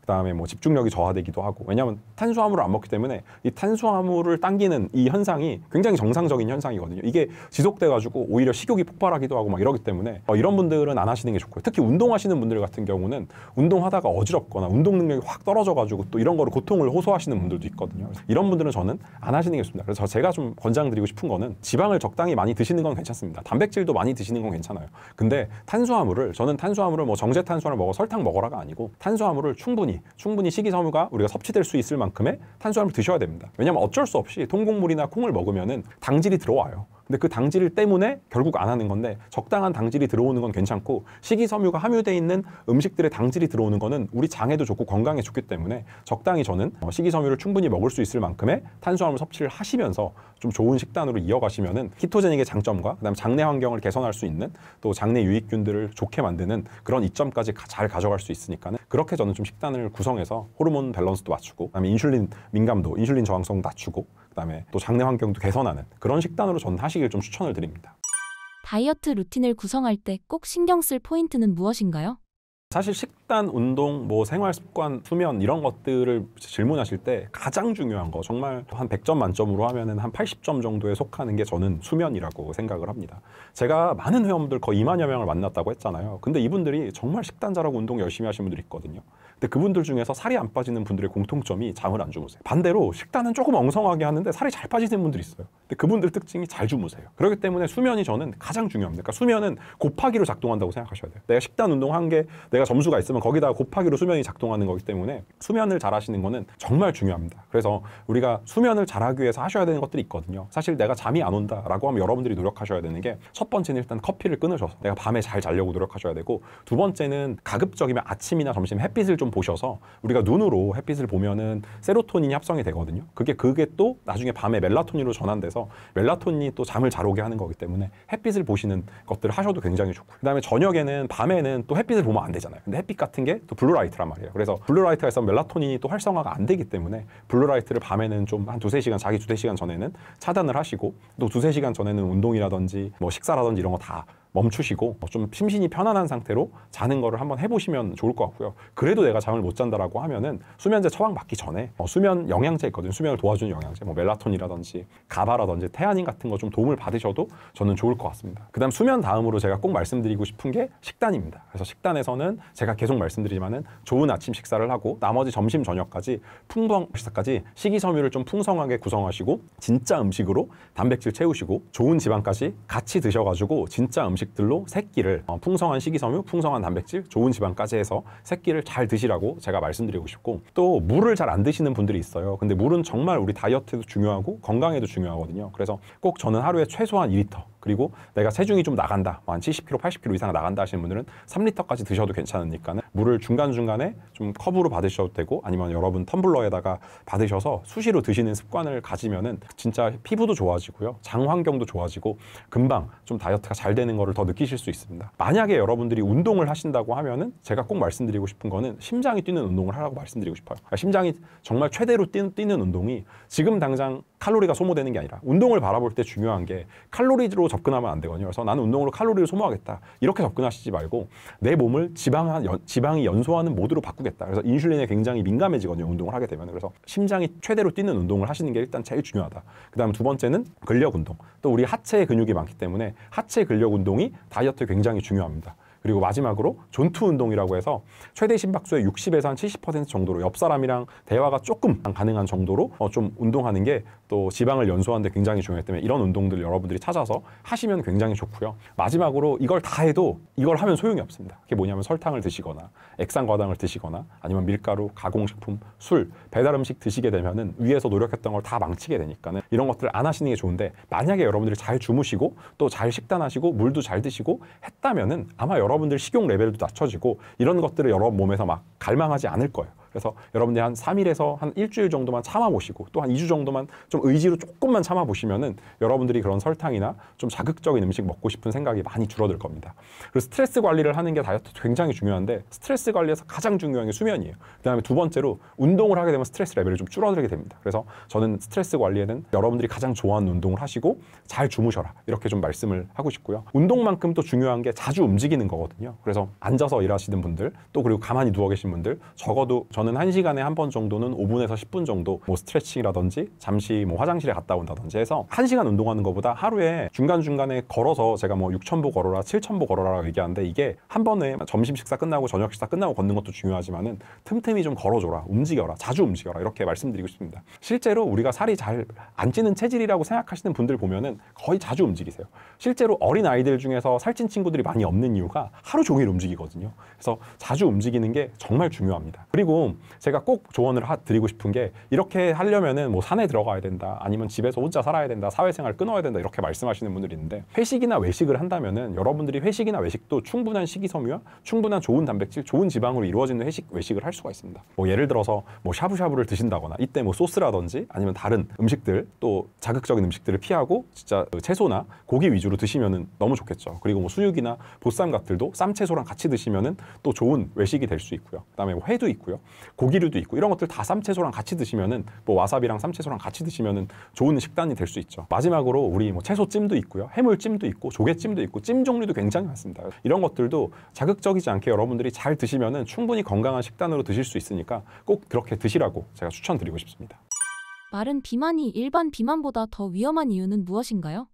사실 마른 비만이라고 하면은 근육량이 굉장히 적고 지방이 많으신 분들, 근데 체중은 정상인 분들을 저희는 마른 비만이라고 이야기하거든요. 근데 이분들 중에서 진짜 위험한 거는 내장 지방이 많으신 분들입니다. 실제로 팔다리는 가늘고 배만 나오는 우리 거미형 체형이라고 그러죠. 이거를 이제 여성분들은 옷으로 가리고 또 남자분들도 어떻게든 가리려고 하는데 이제 40대, 50대 돼서 배가 나오게 되면은 60대 돼서 거의 가릴 수 없는 상황이 되죠. 근데 그분들 특징이 팔다리는 가늘다는 거예요. 그렇기 때문에 이 마른 비만이 위험합니다. 제가 앞에서도 계속 말씀드린 것처럼 내장 지방 같은 경우는 이 내장에서 염증성 물질을 뿜어내고 또 인슐린 저항성을 만들고 또 인슐린에 민감하지 않게 작동하고 우리 지방을 또 분해하는 그런 스위치를 건다. 그리고 지방을 저장하는 모드로 간다. 제가 이런 부분을 계속 말씀드렸고 또 혈당에 굉장히 민감합니다. 그렇기 때문에 마른 비만이 위험한데요. 그래서 마른 비만이신 분들이 생각보다 건강검진을 하시면은 혈당이나 인슐린이나 염증 지표나 이런 것들이 나쁠 수 있습니다. 그리고 근육량이 부족하기 때문에 생각보다 기초대사량이 굉장히 낮으세요. 실제로 마른 비만인 여성분들 중에서 움직이는 거 힘들어 하시는 분들, 특히 운동만 시작하면은 온몸에 힘이 없고 운동을 잘 못 하시는 분들이 굉장히 많으신데 이거를 반드시 좀 개선을 해야 됩니다. 그래가지고 마른 비만인 분들은 특히나 더 잘 드셔야 됩니다. 그리고 특히나 근력 운동을 꼭 하셔야 돼요. 제가 3가지 말씀드리고 싶은 거는 첫 번째는 마른 비만인 분들 당연히 앞에서도 말씀드린 것처럼 수면을 잘 하셔야 되고요. 그 다음에 두 번째는 근력 운동, 하체 근력 운동을 꼭 하시고 그 다음에 상체까지 하실 수 있다면 꼭 해주시고요. 그다음 마지막으로 좋은 탄수화물, 식이섬유가 많은 좋은 탄수화물과 그 다음에 충분한 단백질을 진짜 음식으로 잘 섭취하셔야 됩니다. 근데 만약에 마른 비만인 분들이 실제로 입이 짧아요. 그래서 잘 못 드시는 분들도 많거든요. 그렇기 때문에 만약 그렇다라고 하면은 이분들은 오히려 가공식품으로 된 단백질이나 단백질 쉐이크를 활용해서라도 오히려 단백질을 더 채워주시는 게 더 중요합니다. 아침, 점심, 저녁 빼먹지 말고 한 끼에 단백질을 25g에 30g, 많게는 40g까지도 단백질을 채워주시는 게 근육량을 늘리고 그냥 오히려 지방만 빼는 더 좋은 식습관이 될 수 있으니까는 꼭 그렇게 드셔야 되고요. 그 다음에 자주 움직이시고 물도 잘 드시고 하시는 게 또 지방이 빠지고 근육이 붙는 데 중요하기 때문에 그렇게 하시는 게 마른 비만한테 꼭 필요합니다. 걷기 운동으로만 살을 뺄 수 있을까요? 실제로 만보 걷기 하시는 분들이 정말 많은데요. 만보 걷기 하는데 나는 살이 하나도 안 빠졌다. 2만 보를 걷는데 살이 하나도 안 빠졌다. 이런 분들이 많은데요. 실제로 천천히 걷기는 안 걷는 것보다는 당연히 좋지만 천천히 걷기는 운동 효과는 거의 없다고 보셔도 돼요. 사실 걷기에서 포인트는 내 심박수가 어디까지 가냐입니다. 그래서 걷기를 제대로 하실 거면은 조금 빨리 걷기로 하시고 빨리 걷기 하셔서 내 심박수가 적당히 뛰는 정도, 우리가 존투 상태라고 하는데 옆 사람이랑 대화가 편안하게 안 되는 정도, 정말 조금 불편한 정도까지 하셔야 됩니다. 그러려면 빨리 걷기로 안 되고 살짝 뛰셔야 될 수도 있어요. 슬로우 조깅을 하시거나. 그래서 그렇게 하시는 게 그냥 천천히 대화하면서 걷는 것보다 훨씬 운동 효과가 좋습니다. 그래서 심장이 뛰는 게 좀 불편하시더라도 오히려 심장을 더 튼튼하게 만들고 지방 연소 효과를 더 가져갈 수 있기 때문에 걷기를 제대로 하실 거면은 좀 빨리 걷기를 하셔라. 그다음 두 번째 방법은 그냥 빨리 걷기보다 조금 더 빨리 걷는 겁니다. 그래서 심박수를 존2보다 더 올리는 거예요. 존2보다 더 올리는 게 존3, 존4까지 가는 건데 걷기만으로 빨리 걷기나 조금 뛰는 것만 충분히 할 수 있습니다. 그래서 거기까지 올리시고 나 심장 뛰어서 숨 차서 더 이상 운동 못할 것 같아 하면은 천천히 걸으세요. 그 다음에 내 심장이 다시 회복되시면 다시 빨리 걸으세요. 그래서 걷기만으로도 충분히 인터벌로 진행을 할 수가 있거든요. 그래서 그렇게 운동을 하는 걸 걷기로 하게 되면은 걷기도 충분히 지방 연소 효과를 누릴 수 있습니다. 마지막으로 걷기는 아무리 그렇게 한다고 해도 근육을 만들진 못해요. 그렇기 때문에 걷기 운동 하시는 분들이 꼭 같이 하셔야 되는 게 꼭 근력 운동을 병행하셔야 된다. 그래서 스쿼트라든지 런지라든지 배우시고, 만약에 난 이런 거 배울 시간 없다, 근력 운동 할 시간 없다라고 하시면은 걷기랑 꼭 같이 하셔야 되는 운동이 계단 운동. 계단 운동만 하셔도 엉덩이, 그 다음에 허벅지까지 충분히 근육 만드실 수 있으니까는 꼭 계단 운동을 같이 병행하시는 게 걷기 효과를 2배로 올릴 수 있습니다. 50대에 오히려 하면 독이 될 수 있는 운동은 무엇인가요? 실제로 5, 60대 분들이 다른 데서 운동하다가 저희 센터로 오시면서 가장 많이 하시는 말씀이 운동하다가 다쳤어요. 운동하다가 회복하는데 혹은 이렇게 재활하는데 2, 3년 재활했어, 이렇게 말하시는 분들이 많으시거든요. 저는 그래서 5, 60대 분들은 무리해서 운동하시면 안 되거든요. 그래서 첫 번째로 좀 말씀드리고 싶은 게, 아무리 내가 운동을 처음 시작해서 의욕이 좀 좋다고 해도 요즘 달리기 열풍이잖아요. 런 열풍이잖아요. 그래서 무작정 뛰려고 하시는 분도 있거든요. 근데 무작정 뛰니까 무릎이 아파요. 그 다음에 고관절이 아파요. 그 다음에 발목이 아파요. 그래서 병원에 갔더니 거기에 염증이 생겨서 뛰지 마세요. 무리하지 마세요. 이 말 듣고 또 치료하다 보면 이제 더 이상 뛰는 거랑 멀어지시고 오히려 살 더 찌고 이런 분들 많거든요. 그래서 저는 내가 50대, 60대다. 내 관절이 좀 약한 것 같다라고 하시면 바로 뛰지 마시고 슬로우 조깅을 하시거나 천천히 뛰는 슬로우 조깅을 하시거나 아니면 걷기를 하시거나 하셔서 일단 발목과 무릎과 그다음 고관절의 근육을 좀 만드셔야 됩니다. 그리고 스쿼트 같은 거를 배우시더라도 좀 내 몸에 맞게끔 천천히 배우셔서 거기 주변에 관절 주변의 근육을 먼저 만드시고 유연성을 좀 회복을 하셔야 됩니다. 그리고 심박도 갑자기 빠르게 올라가는 고강도 운동을 하게 되면 심장에 무리가 갈 수 있거든요. 그래서 심장도 처음에는 적당히 심박이 뛰는 적당히 폐랑 심장이 뛰는 운동을 하시고 또 조금 더 올려보시고 조금 더 올려보시고 이렇게 하셔서 여러분 상태에 맞는 어떤 사람은 뛰어도 심장이 많이 안 올라갈 수 있는 어떤 사람은 뛰어도 심장이 심박수가 많이 안 올라갈 수도 있는데 나이가 먹게 되면 조금만 움직여도 금방 심박수가 올라갈 수 있거든요. 위험할 수 있어요. 그렇기 때문에 적당한 심박수로 처음에 시작하셨다가 내가 몸에 적응이 되면 올리셔야 돼요. 마찬가지로 무게를 드는 것도 마찬가지예요. 처음엔 맨몸 운동으로 시작하셨다가 천천히 올리셔야 됩니다. 그리고 제가 계속 말씀드린 것처럼 가장 문제가 되는 게 이제 무릎이랑 그다음에 이제 발목이기 때문에 뛰는 운동. 그래서 뭐 점프를 한다거나 뭐 줄넘기라든지 그다음에 뭐 달리기라든지 이런 것들은 진짜 특히 좀 조심을 하셔야 됩니다. 하지 말라는 건 아니고 충분히 내가 발목과 무릎과 고관절에 근육이 좀 생기고 거기가 좀 유연해지고 그러니까 유연성도 같이 운동을 해야겠죠. 하지만 그때 하시는 게 좋고요. 마지막으로 생각보다 뱃살이 나오면서 배가 나오면서 아무 생각 없이 집에서 복근 운동 하시는 분들이 있어요. 배를 좀 줄이려고. 근데 복근 운동 따라하다가 가장 다치시는 분이 허리예요. 그래서 복근 운동은 사실 허리를 아프게 만들 수 있거든요. 그래서 복근 운동도 잘 배워서 하셔야지 하실 거면은 그래서 허리가 다칠 수 있기 때문에 저는 복근 운동도 사실 운동 처음 시작하시는 분들은 아예 하지 말아라. 좀 이렇게 말씀드리고 싶습니다. 왜냐면 코어가 약한 상태에서 복근 운동 시작하게 되면 허리 무조건 다치기 때문에 복근 운동 대신에 좀 허리를 튼튼하게 할 수 있는 다른 운동들이 있거든요. 뭐 플랭크라든지 이런 것부터 시작하시면 좋을 것 같습니다. 내장 지방에 가장 효과적인 운동 방법은 무엇인가요? 내장 지방 같은 경우는 진짜 단순히 그냥 지방을 저장하고 있는 곳이 아니고 염증을 유발하고 그다음 인슐린 저항성을 유발하고 또 대사질환, 뭐 당뇨나 고혈압이나 지방간이나 이런 게 원인이 되는 가장 안 좋은 위험한 지방입니다. 그래서 내장 지방을 줄일 때는 단순히 뭐 칼로리를 태운다 이거보다는 호르몬을 좀 조절하고 인슐린을 저하시키고 지방분해 효소를 자극하는 좀 그런 운동을 하셔야 되는데요. 첫 번째로 좀 말씀드리고 싶은 거는 하체 근력 운동입니다. 특히 나이가 드셨다고 하면은 하체부터 근육이 엄청나게 빠른 속도로 빠지기 시작해요. 근감소증이 시작하시는 분들 중에서 정말 나중에 우리가 지팡이를 짚지 않으려면은 그리고 넘어졌을 때 고관절이나 무릎이 다쳐서 넘어졌을 때 정말 오랫동안 입원하지 않으려면은 하체 근력 운동을 반드시 해주셔야 됩니다. 처음 무섭다 그러면 계단 운동부터 시작하셔도 되고요. 나는 발목이 안 좋아, 무릎이 안 좋아, 나는 고관절이 안 좋아라고 하시면은 쭉 좋은 트레이너를 만나셔가지고 그 주변에 근육들을 만들고 그 주변을 좀 유연하게 만들 수 있는 그런 하체 근력 운동을 첫 번째는 꼭 해주셔라. 그다음 두 번째 말씀드리고 싶은 거는 처음 운동을 시작한다면 빨리 걷기부터. 그래서 내 심박수를 최대 심박은 220에서 나이를 뺀 게 최대 심박인데요.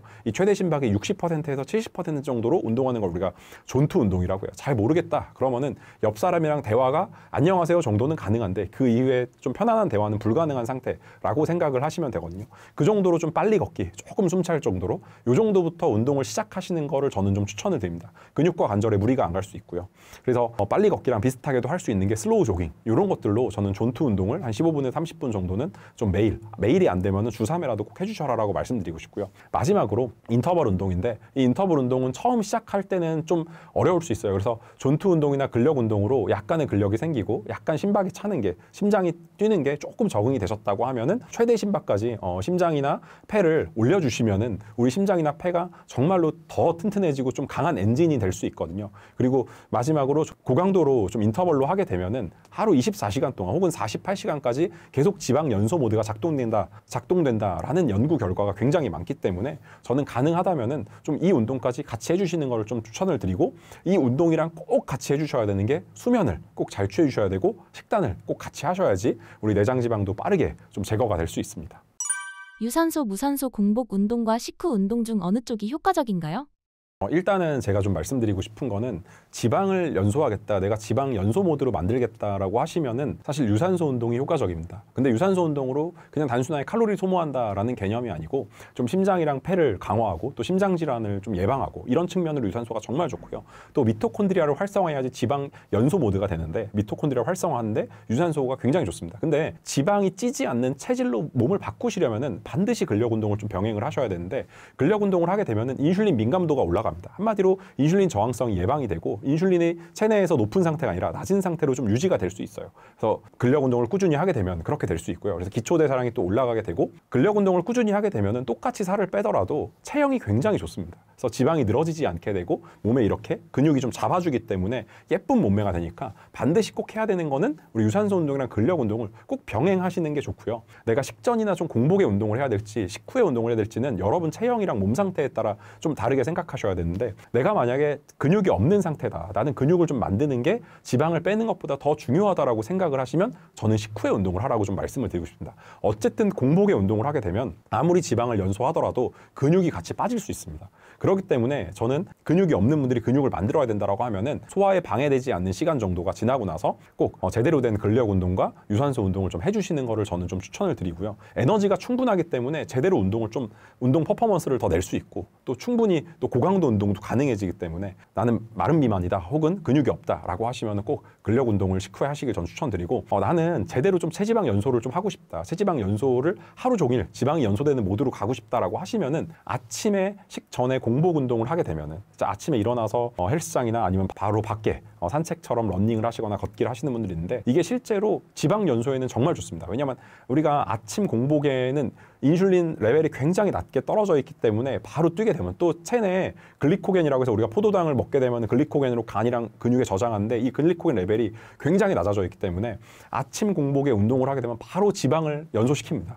그렇기 때문에 지방 연소 모드로 작동하기에는 아침 공복 운동이 굉장히 좋거든요. 그래서 아침에 지방을 또 에너지로 태울 수 있고 인슐린 민감도를 개선할 수 있고 그러니까 하루 종일 좀 체지방이 찌는 걸 우리가 억제해 줄 수 있죠. 그래서 아침 공복 운동이 굉장히 좋지만 저는 좀 이제 걱정되는 거는 약간 저혈당 또 쇼크나 이런 것들 위험이 올 수 있고 그다음에 격한 운동을 하게 되면 근손실이 있을 수 있기 때문에 아침 공복 운동을 하신다 그러면은 좀 천천히 뛰거나 좀 빠르게 걷거나 약간 요 정도로 좀 운동하시는 거를 저는 좀 추천을 드립니다. 운동을 꾸준하게 할 수 있는 방법이 있을까요? 운동을 꾸준하게 하려면 사실 가장 중요한 게 매일 운동을 나가야 되고 정해진 시간에 운동을 하는 건데요. 자신과의 약속을 지키는 걸 잘 하시는 분들, 의지가 좀 있으신 분들은 내가 스케줄 루틴에 난 이 시간에 꼭 운동을 하겠다라는 것들을 뭐 식후에 내가 걷겠다 아니면은 난 이 시간에 헬스장에 나가겠다 아니면 나는 이 시간에 내 운동을 하겠다라고 하시면 정말 좋아요. 근데 만약에 나는 좀 의지가 부족하고 잘 안 된다고 하면은 저는 첫 번째로 좀 동료를 찾는 거를 전 추천을 드립니다. 같이 운동할 사람이 있다는 게 엄청난 효과가 있거든요. 저희 센터에서 그룹 운동을 하게 되는데 이분들이 운동을 나오는 이유가 같이 운동하는 사람들이 나를 기다릴까 봐 운동을 나온다는 말을 정말 많이 하더라고요. 저희 이제 코치 입장은 굉장히 서운하죠. 저희가 기다리고 있는데 저희보다 더 같이 운동하시는 분들 때문에 나온다고 말하는데 사실은 이게 매일 운동할 수 있는 굉장히 큰 원동력이 되거든요. 그리고 저는 두 번째로 말씀드리고 싶은 거는 내가 좋아하는 운동을 찾으셔야 됩니다. 그래서 내가 좋아하는 운동을 찾아야지 운동을 더 하고 싶고 운동을 가게 돼요. 근데 좋아하는 운동이 만약에 좀 유산소 위주다. 그럼 내가 근력 운동은 좀 따로 더 해주시는 게 좋고요. 내가 좋아하는 운동이 근력 운동이다. 그러면 내가 유산소 운동을 좀 따로 해주시는 게 좋습니다. 그리고 먼저 운동을 매일 하는 습관을 만들려면요. 사실 이것도 첫 번째 3일이 진짜 힘들어요. 근데 3일만 운동을 나가시게 되면요. 그 다음에는 운동을 나가고 싶은 마음이 조금 더 생깁니다. 그리고 일주일 나가고 2주 나가면 더 그 마음이 생기고요. 한 달 정도 운동을 나가게 되면은 우리가 운동으로 얻는 도파민, 우리가 맛있는 거 먹으면 도파민 나온다 그러잖아요. 재밌는 거 하면 도파민 나오고 좋아하는 사람 만나면 도파민 나오거든요. 근데 그 도파민을 운동에서 도파민이 나오는 거를 경험하실 수가 있어요. 운동하면 굉장히 기분이 좋아지거든요. 그러면은 이게 이제 심해지면 우리가 운동 중독이라고 하는데 그럼 나중에는 운동하지 말라고 해도 운동하는 상태까지 가는데 그거를 좀 경험하시는 게 좋아요. 그러니까 운동을 해서 좋은 호르몬들이 몸에서 나오고 도파민 같은 신경 전달 물질이 나와서 내가 운동하니까 좋네. 내일 또 운동 가고 싶네. 내일도 운동 가야지. 이 상태까지 여러분들이 들어가시는 게 정말 중요합니다. 그리고 좋은 선생님, 좋은 코치를 만나는 것도 정말 중요해요. 그래서 그 코치님이 나를 기다리고 있으니까 또 운동을 가게 되고 좋은 코치님이 있기 때문에 운동을 가는 것도 정말 중요합니다. 마찬가지로 또 운동을 하게 되면은 이제 살이 빠지는 거를 경험하고 그 다음에 내 몸이 체형이 바뀌는 거를 경험을 하셔야 되거든요. 그래서 그냥 운동하시면 안 되고 운동하시면서 좀 살이 빠지는 걸 경험하고 체형이 바뀌는 걸 경험하면은 또 운동을 계속해서 나갈 수 있게 되겠죠. 그다음 마지막으로 저는 꼭 말씀드리고 싶은 게 이 운동이 내가 전생에 무슨 죄를 졌다고 이 무거운 걸 들어야 되고 내가 전생에 무슨 죄를 졌다고 이렇게 하기 싫은 걸 해야 되고 라고 생각하시면서 운동하지 마세요. 식단도 마찬가지인데요. 그렇게 하지 마시고 이게 정말 나를 위한 거다. 이 운동이 정말 재밌다. 너무 좋다. 이렇게 좋은 운동을 할 수 있는 기회가 있어서 참 감사하다. 이런 마음으로 나를 위한 행위이고 이거에 대해서 참 좋은 마음으로 운동을 하시는 게 운동을 지속할 수 있는 가장 큰 원동력이 아닐까. 저는 그렇게 생각을 합니다. 운동을 많이 하고 식욕이 폭발하는 이유는 무엇인가요? 대부분 저희 회원분들도 운동을 하시면서 저희가 다이어트 운동센터다 보니까는 굉장히 좀 고강도로 운동을 또 하게 되고 격렬하게 운동도 많이 하게 되는데 이 정도 운동하면은 자연스럽게 살이 잘 빠지지 않을까? 운동만 해도 충분히 살 빠질 것 같아요 라고 말씀하시는 분들이 많으세요.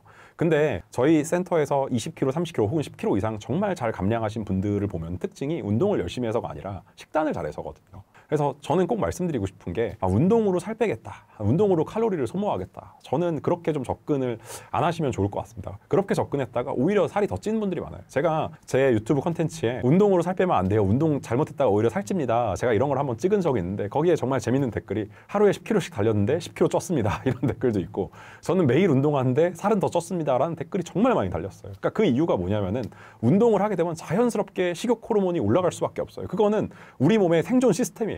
왜냐하면 우리 몸은 살려고 더 먹으라고 하는 거예요. 왜 이렇게 운동하다가 우리 몸이 죽을 수도 있으니까는 우리 몸에 있는 호르몬들은 자꾸 더 먹어라 라고 계속 하게 됩니다. 근데 이걸 우리가 의지로 참을 거야, 나는 운동 열심히 하고 닭가슴살 먹고 야채 먹고 나는 버틸 수 있어, 막 이렇게 생각하시는데 그러다가 이제 식욕이 빵 터지고 완전히 이제 무너지게 되는 거죠. 그래서 저는 운동을 하시면은 반드시 오히려 더 잘 드셔야 된다. 근데 잘 먹는 거를 아주 똑똑하게 좋은 식이섬유, 좋은 단백질, 좋은 지방 이런 것들로 골고루 잘 드시면서 운동을 하셔야지, 그냥 운동만 하시면서 막 드시거나 아니면 운동만 하시면서 막 식단도 막 닭가슴살 막 샐러드 막 이런 거 드시거나 이렇게 하시면 여러분 안 됩니다. 그래서 운동을 하게 되면은 기본적으로 우리가 좀 그렇게 식욕이 올라가는 건 좀 자연스러운 현상이고요. 운동하게 되면 당연히 배고픈 호르몬이 더 나오겠죠. 그리고 운동을 하게 되면 당연히 혈당이 좀 쭉 떨어집니다. 혈당이 줄어들게 되면은 당연히 혈당을 올리기 위해서 또 맛있는 단 음식을 또 먹으라고 하게 되고, 그다음 운동했으니까 먹어도 되겠지란 여러분의 이런 보상 심리, 그리고 또 만약에 그룹 운동으로 하게 되면 옆에 분들이 또 같이 약간 전우회처럼 또 같이 먹자 막 이러서 먹게 되는데 여러분 안 됩니다. 그래서 우리가 다이어트를 하기로 하고 건강해지기로 했다면은, 우리가 운동을 했다면 좀 건강한 식단으로 설계하시고 호르몬을 좀 건강하게 만들고 그다음에 식단, 수면, 그다음에 스트레스까지 잘 연결해가지고 해야지 좀 폭식 없는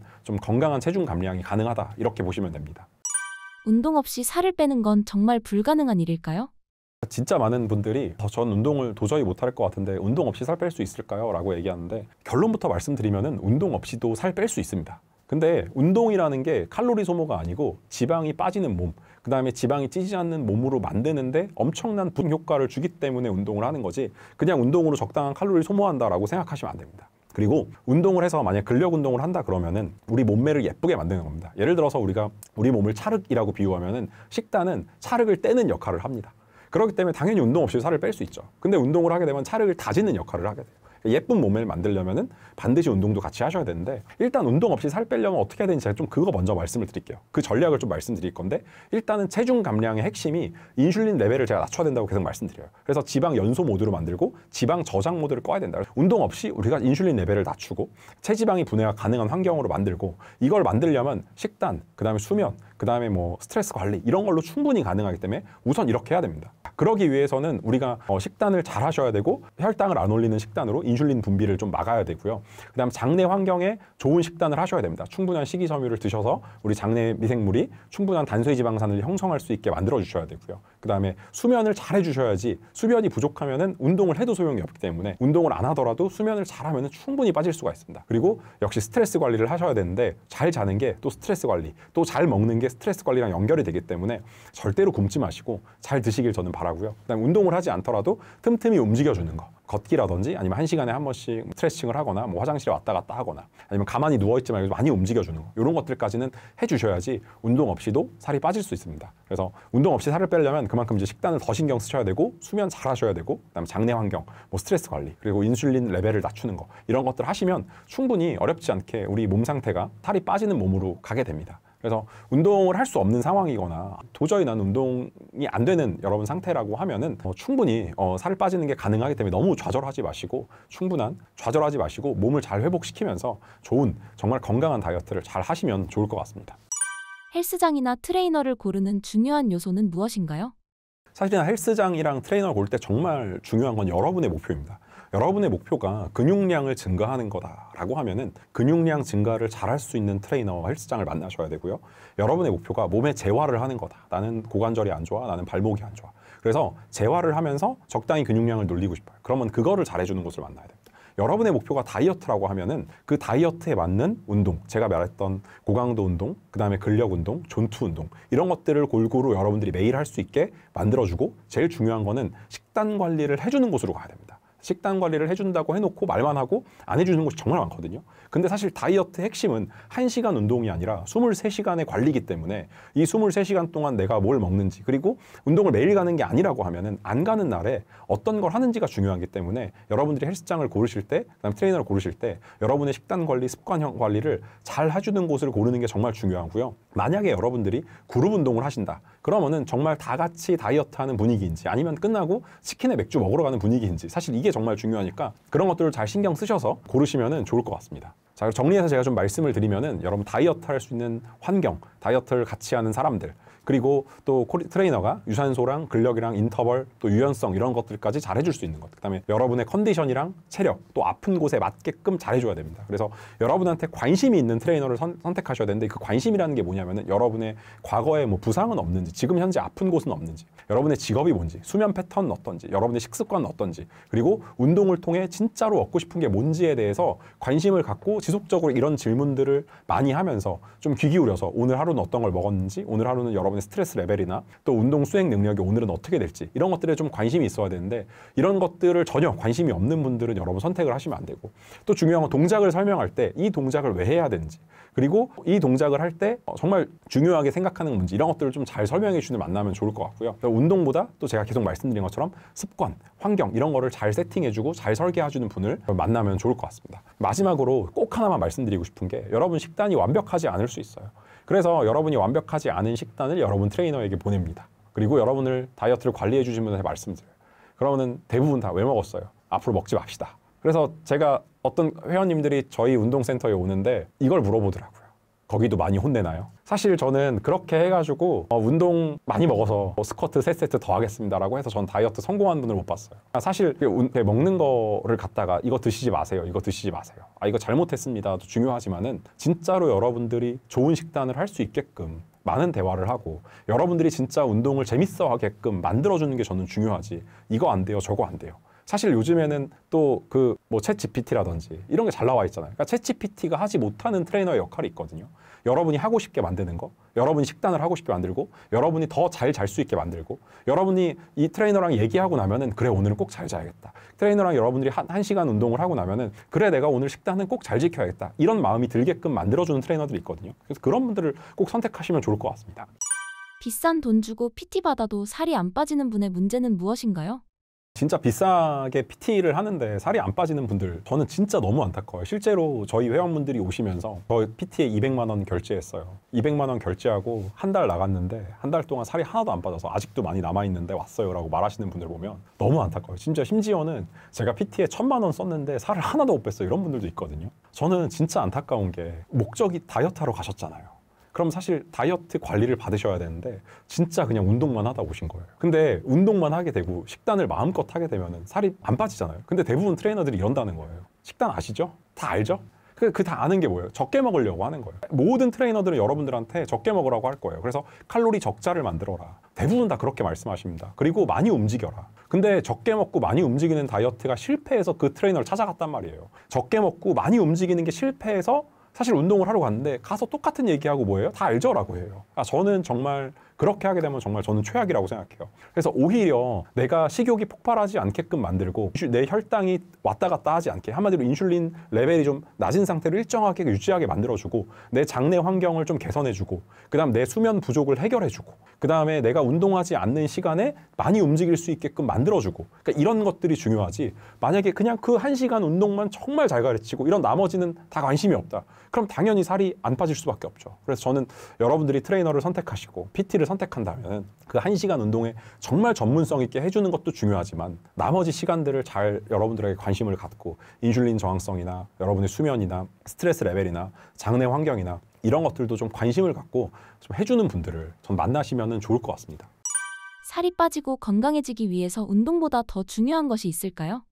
다이어트 하려고 대부분 회원분들이, 다이어트 하려는 분들이 대부분 다 운동부터 하려고 시작하세요. 헬스장부터 끊거나, 아니면 내일부터 달려야지 뭐 한다거나, 아니면은 당장 뭐 집 앞에 산이라도 올라가야지 이렇게 생각하시는데 아닙니다. 여러분. 운동하시기 전에 먼저 하셔야 되는 게 여러분의 대사를 건강하게 만들고 호르몬 레벨을 좀 정상적으로 만들고 여러분의 장내 환경을 좋게 만드는 거를 우선적으로 하시고 나서 오히려 운동을 하셔야지 운동을 먼저 하는 게 중요하지 않습니다. 그러려면은 먼저 하셔야 되는 게 호르몬 환경이에요. 그래서 일단 혈당을 올리지 않는 음식을 드셔야 되고요. 혈당을 안정적으로 유지할 수 있는 음식을 드셔야 돼요. 그래서 지방을 분해할 수 있는 몸을 만드시고 지방을 저장하지 않는 상태로 몸을 만드셔야 됩니다. 그래서 인슐린이 낮은 상태로 유지해 주시고 그러기 위해서는 당연히 이제 식단을 어떻게 하냐도 중요하고 식사 순서도 중요하고 또 식사 시간도 중요하고 그다음에 뭐 끊어야 할 것들이 있죠. 뭐 설탕, 밀가루, 액상과당 제가 계속 말씀드려요. 그런 거를 끊는 것도 사실 굉장히 중요하고요.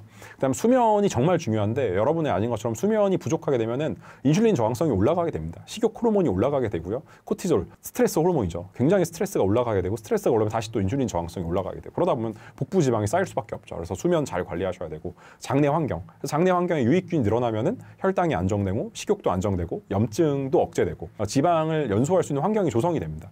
특히 이제 또 장내에서 단쇄지방산이 만들어지면서 인슐린 민감도가 올라가고 지방 연소를 하는 그 상태가 좀 활성화된다는 거예요. 그래서 여러분들이 신경 쓰셔야 되는 거는 식단, 그 다음에 수면, 그 다음에 여러분 장내 환경, 그 다음에 여러분의 인슐린 레벨, 그 다음에 물 잘 마시는 거 이런 것들을 신경 쓰는 게 오히려 운동보다 먼저 앞서야 되고 운동을 하고 나면 먼저 앞서야 되고 이것들을 여러분들이 잘 하신다면은 같이 운동을 하시면은 곱하기 효과 훨씬 부스팅을 받을 수 있으니까는 그렇게 좀 운동을 시작하시면은 좋을 것 같습니다.